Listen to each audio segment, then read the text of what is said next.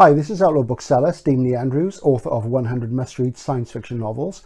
Welcome to another video in my series Future Watch, which is the playlist on my channel, where I talk about the intersection between science fiction literature and science fiction cinema. And playing behind me on my TV here is the very wonderful This Island Earth, which was made in the mid-50s. Let's have a look at the Blu-ray, see if we can see the date. And I can't read it because my eyes are gone through reading too many science fiction novels, but you can look that up anyway, and that's not important. The facts are easy, the opinions are of more interest. So This Island Earth is a film which is ruefully enjoyed by many serious SF fans. A lot of critics really slate it. They say it's silly, it's not as good as Forbidden Planet or War of the Worlds or The Incredible Shrinking Man, or any number of the wonderful science fiction films we had coming out of Hollywood in the 50s when there was a real boom. There were lots of really terrible ones, of course, some of which are still worth the watch because they're so entertaining. But for my money, This Island Earth has always been one of the more enjoyable ones. It's beautiful looking. It took about 2 years to make. It's got some great effects in it, some good actors. And, you know, it's got a real period charm and I love it. And it's the sort of thing that inspires me to go out and buy an action figure. And there he is, the mutant Metaluna, who appears in the film, though I don't think he appears in the book. And it's the book I'm going to talk about today. And but there he is, mint on card.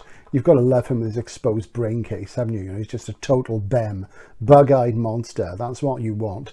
So, you know, it's that sort of very sort of pulpy idea of 50s SF that we know and love. Now, the funny thing is that the novel hasn't been in print in the UK. This is the novel by Raymond F. Jones, This Island Earth. And that hasn't been in print in the UK since the 80s. And it hadn't been in print in the UK for some time before that, and it's very uncommon. So I'm just looking at when it was published. Actually, it's from the 90s, 1991. And it was published originally as a serial in Thrilling Wonder Stories, the magazine, copyrighted 1952 by Raymond F. Jones. And it was published by Boardman as a book in the UK in 1954. So 1991, I think that was in print for about 2 years, and it disappeared and has never been in print since, as far as I know. At the same time, Grafton, one of my favourite science fiction publishers, they also did a bigger book by Jones called Renaissance, which is about his only other novel you ever hear about, though he did write other things.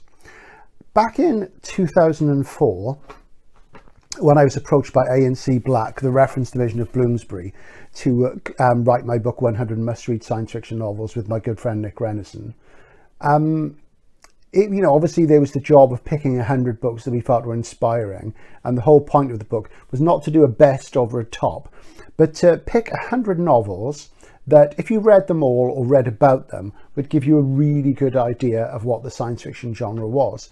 And that was the sort of aim of the book. And I decided to include this because I wanted to put something in which was more famous as a film than it ever was as a book. And my good friend Christopher Priest, author of The Prestige, and various other amazing English SF novels and slipstream novels, he came and did the foreword for me, and which was great because we've been friends a long time, and it was good to sort of collab with him on that basis. And he talked about the choices in the foreword, and he said, you know, this is a really good, reliable guide to what SF is. But he singled out a few books which he wouldn't have included once he would have. And he said that this was a museum piece. And I think Chris is absolutely right. It is a museum piece, but that's the joy of it. So what I want to talk about is, if you're familiar with the film, you think you probably know the story, but there's actually a lot more in the book.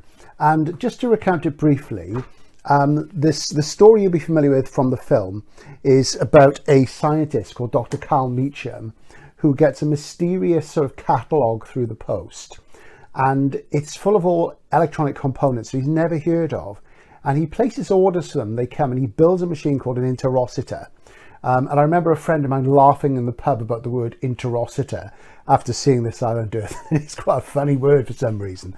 And he builds this machine, and then he gets a communication to it, a televisual communication, from a man called Exeter, who's got a rather high forehead, not because like me, he's sort of losing it because he's old, but you know, he's an alien.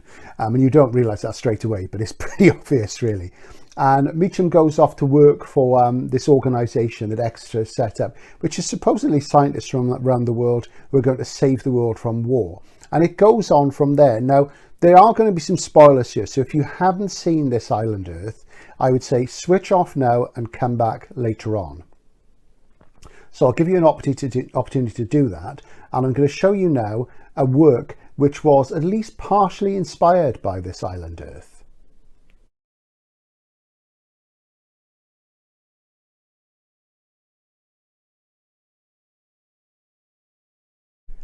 Well, as you see on the screen there, that was the Kree-Skrull War, which appeared in issues of the Avengers and various other Marvel comics in the sort of late 60s. And the Kree-Skrull War hasn't been filmed by Marvel yet, thankfully, because they'll probably make a mess of it. But it's one of my favourite sort of stories by Roy Thomas and the wonderful artist Neil Adams. And the Kree-Skrull War story is about two alien races, the Kree and the Skrulls, funnily enough, who are fighting. They've been at war for millennia, and Earth just happens to be in the middle of where they do all their battling, except there is something else to it, which is that they realise that they are both evolutionary dead ends. They've reached the pinnacle of evolution they can get to as species, and that man has potential that they don't, and that's why superheroes are popping up, and they're starting to get worried to see whether they can influence mankind to help either one of them survive. And this story itself was lifted really from an even earlier classic science fiction novel or series by E. Doc Smith. Now, E. Doc Smith started writing in about 1915, and he was a PhD, hence Doc, and he was a food scientist, and he specialised in donut mixes. In fact, when you buy a donut now, the reason why your sugar sticks to the donut, if you have a ring donut or a sugary donut, is because E. Doc Smith worked out the correct mix for a donut to get sugar to stick to it. And he also invented space opera. So he brought some great things to the world, Doc Smith. He wasn't a very good writer, technically. And he wrote a series called Lensman. And the background of the Lensman series was about two races who, one was good, one was evil. And they were battling across the cosmos. And mankind was caught in the middle. And there are human characters. So that influenced the Kree-Skrull War. And it also influenced This Island Earth.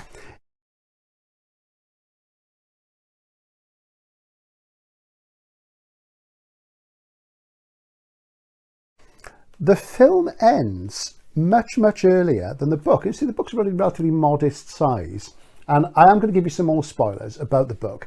So basically, at the point the film ends, and if you've seen the film, you'll know it, and you will realise that what's happening now is Meacham has been taken off to Metaluna, and then he's taken back to Earth by Exeter because the planet is doomed because the war they have with the other opposing aliens is not going too well. But the book has more to it because the scientists have really been recruited, both in the film and the book, to help defeat the enemy aliens, the enemies of Exeter and his kind. And even though that doesn't come up in the film, it does in the book. And it's a case of the manifest destiny of the Earthman coming through. So it shows you a sort of very typical thing that would have come earlier, 1950s, in the golden age, the 40s. John W. Campbell was one of a number of science fiction writers, and it was all very much about, that mankind would be the greatest race in the cosmos, and, they would solve all the problems. It's almost a kind of racist thing, and it's typical of that manifest destiny, American pulp SF sort of thing. And that was carried through in things even by people like Gordon R. Dixon. And that is something that's in the book, which is not in the film. So that's something to look out for. So if you ever see a copy of This Island Earth, pick it up, because it's great fun. It is a museum piece, but you get the full story. And what happens at the end, I'm not going to tell you because you have to try and find the book now.